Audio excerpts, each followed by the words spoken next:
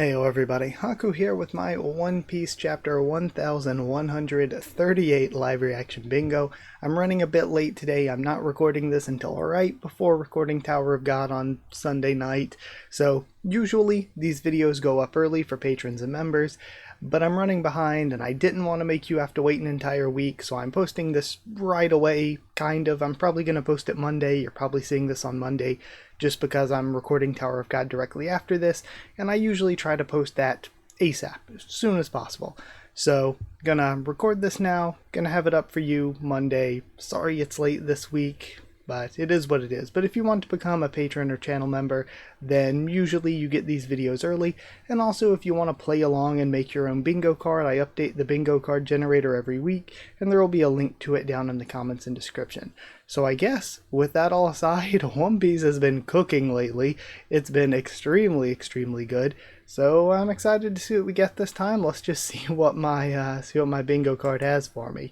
I got extremely unlucky last week with bingo. So this time I end up with a new named character, Straw Hat Grand Fleet representative, Iridine, please come in. Beard, that's a new spot that was added in. Many characters have them this arc, so it should be a pretty free space kind of space. We have food, any Straw Hat member, Smoker, Joyboy mentioned, Thousand Sunny, Heart Pirates, Seraphim, Carrot or Zunisha, Devil Fruit Awakening, Free Space, which we can click, Nika mentioned, Loki, Marine, Bounty Reveal, Kid Pirates. Okay, I think I'm in for some bad news again. Zoan Transformation, Yonko, Wano Piece, Flashback, New Name Devil Fruit, Revolutionary, or Vivi Wappler Morgans. So yeah, with that all aside, let's actually start reading. We start this time with chapter 1138, Harley. So we're getting into the Harley texts, I guess. We have Who's Who at the very beginning of this. Onichild Yamato in the Holy Inari Shrine Pilgrimage, Volume 24. The base belongs to Who's Who. And we have knockoff Robin over there to the left. Potentially knockoff Nami here to the right. We have the cat kanji hanging up there and all the cat people surrounding him. But I guess that does count. I mean, what a kind of, a little bit of a nothing part of the cover story here. Like, we all could tell it was going to be Who's Who, but this didn't really tell us much else. I guess, though, all there is that adds is the Wano piece. And I do have Wano piece, so I don't think we saw any Zoan transformations or anything like that. At least that we know of. We don't know the deal with these people. But either way, let's read the actual chapter. The aftermath of Loki's defiance. You're the spitting image of red-haired Shanks. Did you really think I'd just write that off as a coincidence? He looks back. Mind your own business, says Gunko. That matter has nothing to do with you. You're not wrong, but a great pirate and a celestial dragon, they're polar opposites. You can't blame me for being curious. Anyone would find it strange that you two share the same face. The pirate you're referring to is my younger twin. He went astray. At one point he did return to the Holy Land, but it seems he grew too attached to the filthy world of the surface. This is an interesting thing to say. He returned to the Holy Land at one point, when we know that the Don Quixote family that left was very much not allowed to do that. At least, you know, I mean, I guess technically Doflamingo went there for meetings, but it's not like he could really become a part of that society again. And it seems here, like the way they're wording it, that Shanks would have been just allowed to come back. He returned. I see. It's funny how I ended up hating both of you brothers, and I thought my grudge couldn't get any worse. What a family. You bastards. When I get out of these chains, you know what I'll do, right? I'll make it my mission to make sure my buddies are avenged. We see all the animals that were slaughtered with the arrows. Was that supposed to be a threat? Captain, you don't have to. I know. He isn't worth getting my hands dirty over. Isn't that right? Cerberus. Okay, is this going to destroy the potential Cerberus Devil Fruit idea? I think that most people had moved on from that when it comes to when it comes to Teach, when it comes to Blackbeard. I feel like most people go with like the Kraken type thing, or go with, I'm personally thinking it's just that he is just that he's a Buccaneer and the Buccaneers potentially have special bodies, but is his sword the eater, so to speak, of the Cerberus fruit? Or I suppose it'd be Inu Inu no Mi model Cerberus. And it seems to be awakened because it has the wreath around it. We see Cerberus. What the hell is that? It's my biting blade, and it can form blades from its mouths when in dog form. What's with this creepy thing? So, this is insane. So we've got like swords and black blades, and we've got people who have eaten devil fruits and awakened their devil fruits, but this seems to be an item that's eaten a devil fruit that's awakened, which is some level of insanity. What's with this creepy thing? It seems to be rotating its collar around its neck? Huh? Captain, let's clean up here and move on. I can't quite tell. Wow, its collar's spinning, and I guess she's just redirecting him. Scramble. And they both just fly off into the air. Huh. Okay. Heal. Or no, the like collar spin and the heads fly off. And then heal and it returns to the blade. Feel free to hunt me down any time. I'll face you then, assuming you survive this. And she's kind of Deidara-ing, forming the bird here with her powers. Hey, hey. But why did he fire the 3 heads off then? Into the distance. I'm not sure why he did that. You've got to be kidding me. Oh, they're turning around and coming back towards him. No way. If that thing gets me, those celestial bastards. And they bury themselves into Loki's chest and abdomen. Total subjugation isn't feasible now. Let's start by taking their children hostage. We'll need an extra person. Understood. Who shall I call? Okay, and then we're about to cut away to something else, so let me check the stuff now. Well, I guess Cerberus kind of counts as a new named character. We did get the, box and everything, so I guess that does count. Beard, that was kind of a goatee. I mean, I guess Shamrock has a beard. I think it's fair. Fair enough. Let's go ahead and count it.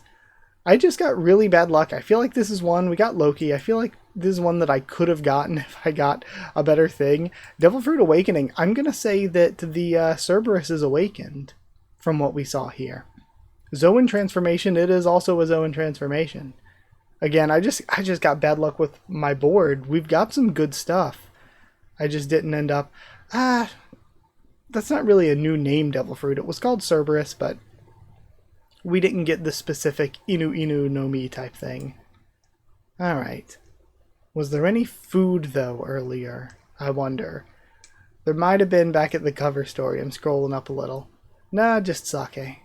Alright, well, now that we're done with this scene, let's move to the next. Okay, so from here we have Oast Castle. I'm telling you, it was red-haired. Liar, Shanks would never attack for no reason. This is going to be so funny when we have the Shamrock and Luffy interactions.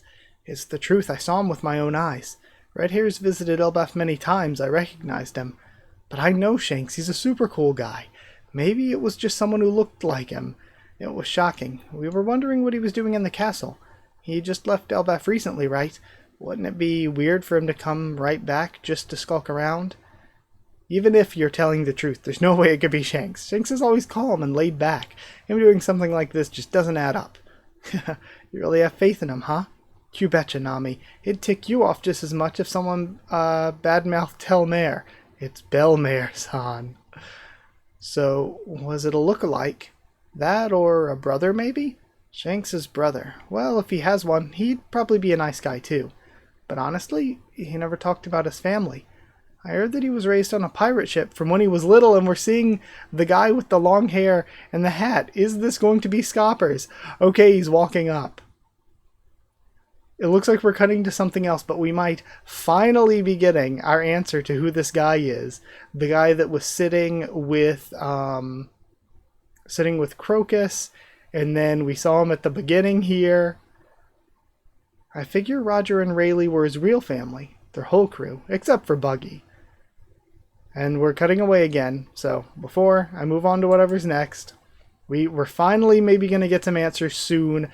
Maybe not this chapter, though, since we're cutting away, unless we get it at the very end as a reveal. Or I guess, like, I doubt it's Shiki, because they put Shiki in the movie, so I just don't feel like they're doing that. We do have a Yonko, though, and we have a Straw Hat member. We need somebody to talk about Joy Boy, it would seem. Anything else? I don't believe so. Just glancing through. Alright. Unless there was a flashback. I don't really think there was, though, no. So, moving on to the next. Frankie's group, the Treasure Tree, Adam. Unbelievable. Adam went as far as the eye can see, and I thought it was meant to be rare. Wow, I had no idea it was so valuable overseas. Maybe I should start selling some on the side, says Ripley. Weren't you sent here to keep an eye on me? Saul seemed pretty strict about it. He was all like, it's a sacred tree, bucko. Don't go cutting it down, you hear? You sound just like him. Still, I guess stealing from under the noses of giants is a tall order. Maybe that explains the markup. It's graffiti, from eons ago. Some kids probably etched right into the bark and it got fossilized. It's now designated as a cultural heritage site thanks to its enormous historical value. Is a punk's doodle that big a deal? It's said to date back somewhere between 900 and 800 years ago. Okay, so this is, this might be Joy Boy because it's right at the Void Century. If that's true, then that would place it right in the middle of the Void Century. What? We've got to show Robin. She'll be thrilled. Hey, ain't this drawing kinda odd for old Elbaf? Not all the figures look like giants. Quite. As far as we know, there were definitely times where the races of the world clashed, but this kind of cooperation is unheard of. And we see somebody that looks like an animal person, maybe an ancient mink man, somebody that looks like Emeth, and somebody that looks like a mer person, king or princess or something, because they have a crown. So again, is this potentially members of Joy Boy's crew? Because Emmett, it seemed like, was one. Zunisha, it seemed like, could have been one. Was Zunisha a mink ancestor that was turned into the giant elephant? But then again, I think Oda said that the elephant is the species.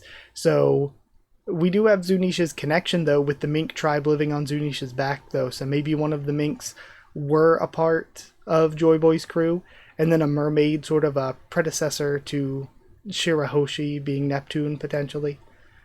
That's why I think it was probably just some kid's dream. And we're cutting away. Okay, never mind then, before... I don't know. I'll keep going before I do anything. Walrus School. Wah, kya. Everyone class is in session, everyone. Listen up. Kya ha ha. Owl Library. So this is the Harley, says Robin. Yep. Oh, it's so big and old. That giant dust. We have Chopper. This pretty tome here preserved many of the rich myths and legends of Elbaf, although it spawned countless interpretations, too. That's why all the warriors of Elbaf believe in very different versions of the sun god. Ain't that the funniest thing you ever heard? And I like that, like I mentioned last chapter, where they were like arguing like, oh, he's a god of destruction, he's a god of liberation, he's a god of laughter. I like that all of those apply to Luffy and his journey so far. It could be one of those things that, depending on your perspective, he could be any of them, or it could be all three, because Luffy's kind of done all three. May I read it? Of course, Dere Shishishi. The narrative split into 3 distinct sections. It said the third world refers to the present day, meaning it's a type of prophecy. Mind you, legends of Nika have spread silently all over the world. The only thing they all have in common is that he appears with a booming laugh to this beat. And then he does the beat. I'll read it aloud then. The first world. The earth is engulfed in flame, and the hearts of men... And oh, I love this. Okay, we're about to cut to the Harley text, but as we're cutting to it, we have Robin and Chopper reading the text, but then Frankie actually seeing the cave drawings. Oh my god.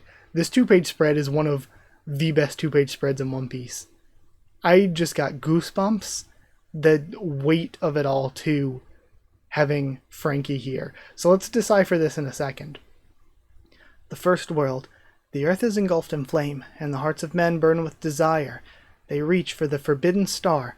From whispered prayers the sun god rose, beckoned by the enslaved.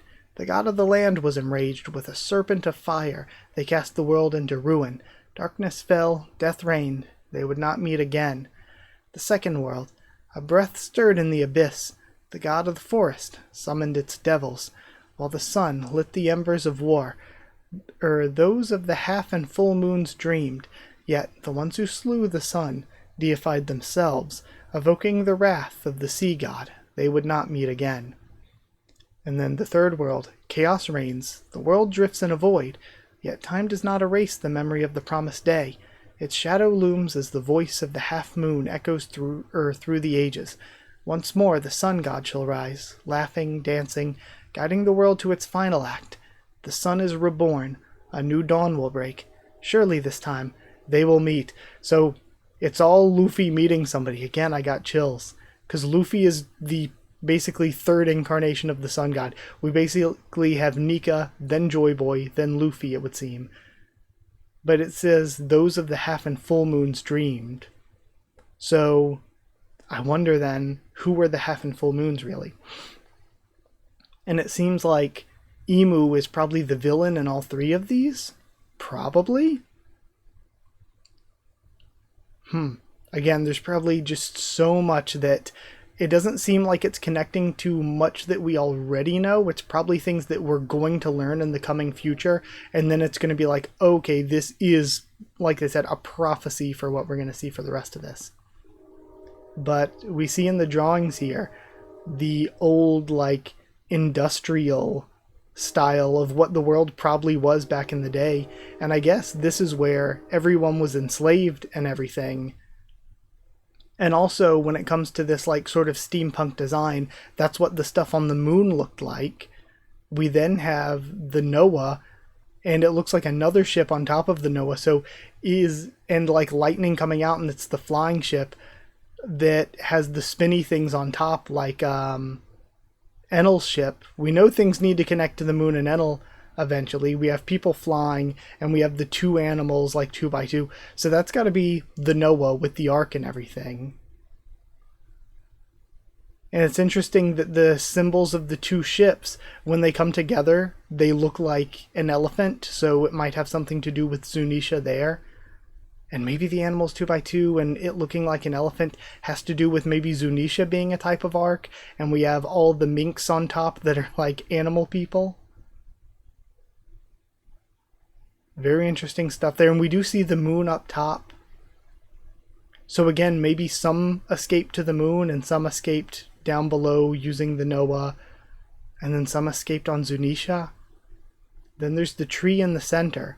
And on the left of the tree, I think, is maybe where we're getting into Joy Boy. Because we're starting to see pirate ships. And we know Joy Boy was the first pirate. We have a giant there that looks like an oars type of giant, and we have the Joy Boy Nika with the sword and shield that we've been seeing with his arms stretched out, and we have the robot that looks like Emeth. We have people riding on a whale and a flying person with a flame behind them, so that's probably a seraphim. We have the dog person we saw before. It looks like a dog person with a sword. So it does seem like one of those things. And yeah, down here we have a tiny person with a tail that might be like a Tontara. We have the mermaid person. So this could all be Joy Boy's alliance fighting against Emu here, with Emu as the big giant monster holding the sun. A deep mythology unveiled. So again, I think the right is the story of the first world being technologically advanced and the slavery they had and everything. And then things ended up becoming how they were pre... it's difficult. So were things... Yeah, it seems like everyone was enslaved and the sun god rose up to free them and everything. So I think everything was technologically advanced, and the first time the world was destroyed was freeing everybody, and all of these different races spilling out, going to like the moon, going to everywhere else across the planet.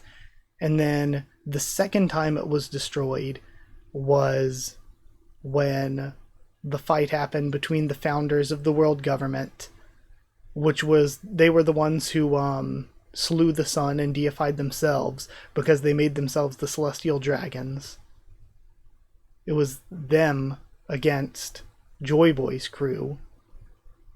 And a second time it was destroyed, they will not meet again. That's when the sea level rose and the world became like it is now. All the technology that they had before was lost at this point.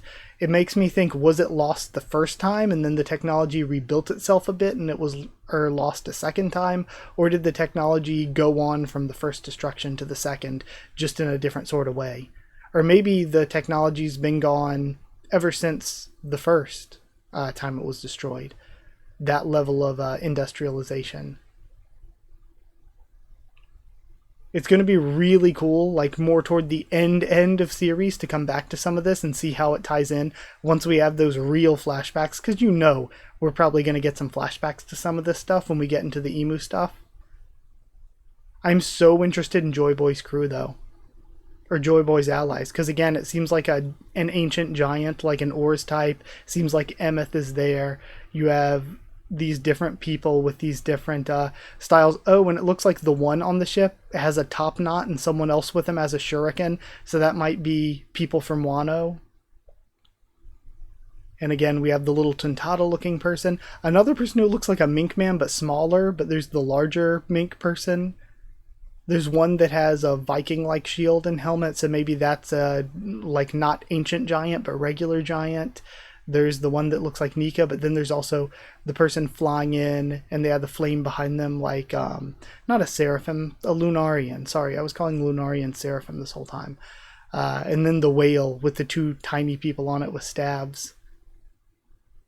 It will be so interesting to see how this all ties in once we learn more. But yeah, I guess that's where we'll end. Let me check if we have anything more here. I mean, this isn't like an explicit Joy Boy or Nika mention. I guess it kind of is. I'm going to count it both, because even though they didn't say them by name, well, they might have said Nika by name, this prophecy stuff is clearly like the two of them, the two that come before Luffy. So, bingo there.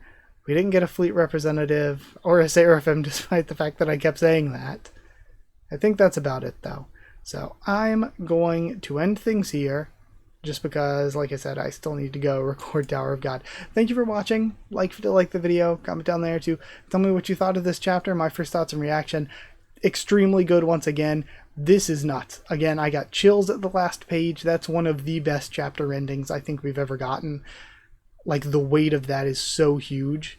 I just can't wait until the future when you can marathon through this, or the future when we know what all of this means. It's so cool to think about. And I'm still continually disappointed that we haven't added more crewmates to the Straw Hats in the post-time skip.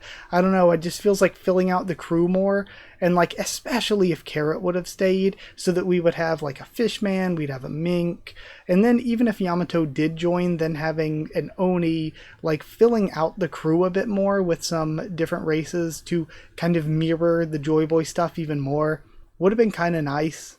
So it's a little bit of a bummer that we didn't get some of that stuff.